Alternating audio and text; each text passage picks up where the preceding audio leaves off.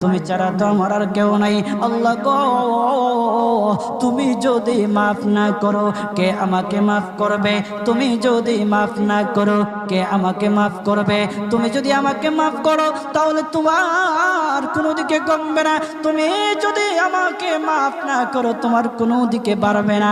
আল্লাহ গো, তুমি আমাকে মাফ করে দাও। সারাটা জীবন অন্যায় কাজ করেছি, সারাটা জীবন নাফরমানি করেছি, আমার কাছে কালেমার দাওয়াত কম আসে নাই, আমার কাছে কালেমার দাওয়াত কম আসে নাই, আমাকে লোকেরা কম বোঝায় নাই। ওগো আল্লাহ, তুমি আমাকে মাফ করে দাও।